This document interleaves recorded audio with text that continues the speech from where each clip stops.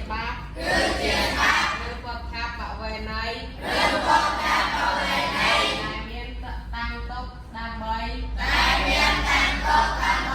រៀបចំគ្រប់គ្រងបព្វជិតក្នុងពុទ្ធសាសនាមានសាមណេរនិងភិក្ខុជាដើមឲ្យមានសណ្ដាប់ធ្នាប់ល្អហៅថាវិន័យមានគោលជាមូលដ្ឋាន3យ៉ាងគឺទី1ពុទ្ធបញ្ញត្តិទី2ពុទ្ធានុញ្ញាតទី3អភិសមាចារឲ្យទៅត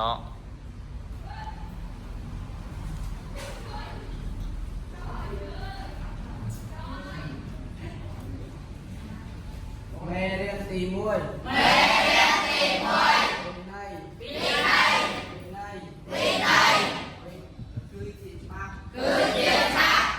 ឬបទថាបវេណីអាមានតាំងទុកជាដើមទុកដើម្បី អាមានតាំងទុកដើម្បី រៀបចំគ្រប់គ្រងបព្វជិតក្នុងពុទ្ធសាសនាមានសាម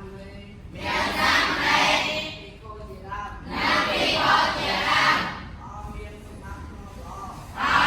មាធិល្អហៅថាវិន័យ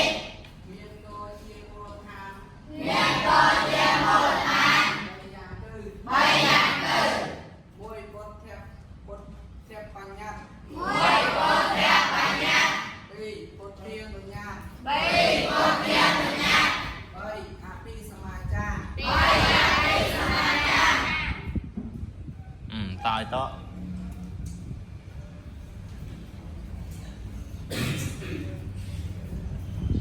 មេរៀនទី1វិន័យ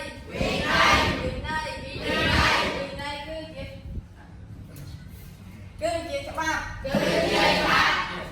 ឬពុទ្ធបវេណីដែលមានតាំងទុកដើម្បី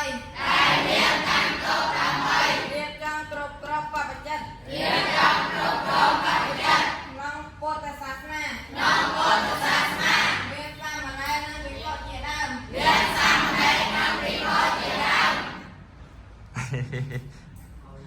ឲ្យមានសណ្ដាប់ធ្នាប់ល្អហៅថាវិន័យ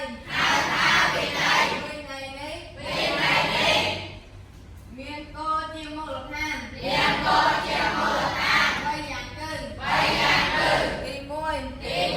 ពុទ្ធាបញ្ញត្តិ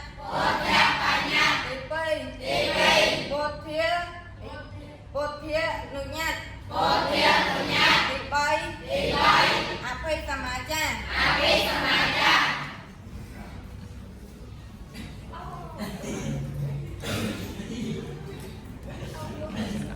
ងាយបានអាដាមឡើង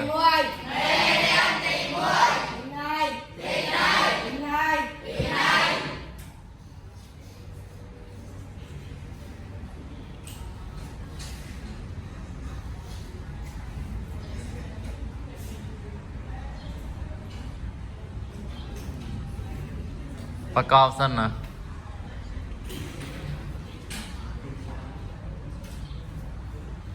គឺជាច្បាប់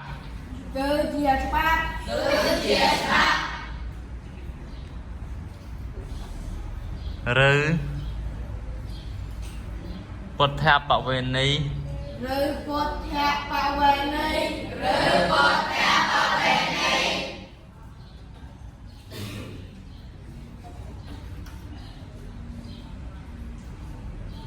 អសអីគេនោះ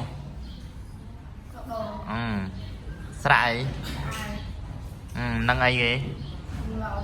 បកមកចេញថាម៉េចមុន đo ai đai lố đai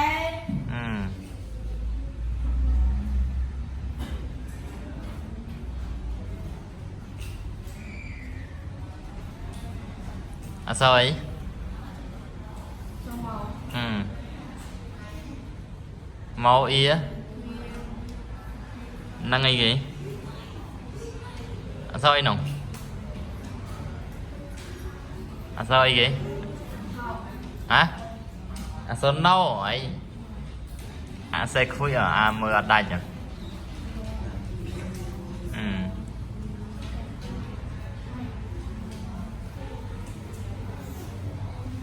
miền miền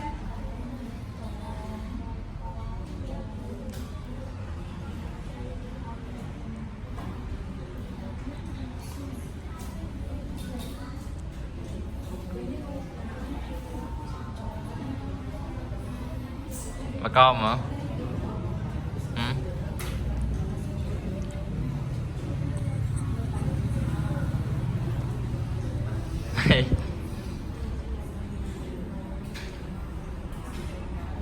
chơi có kho nè hả cho mày giờ muốn ăn đây chưa rồi từ riêng kho chân mày chân nắm mau với ăn lên đây rồi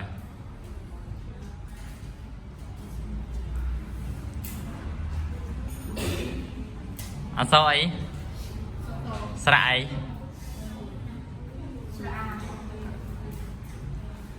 sạ bông sạ om mùi cái này chanh sải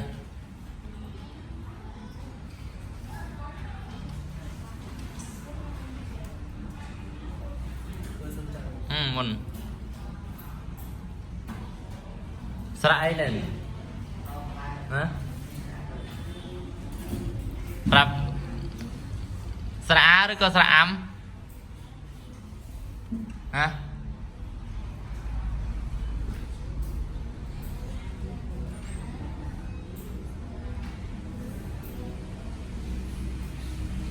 to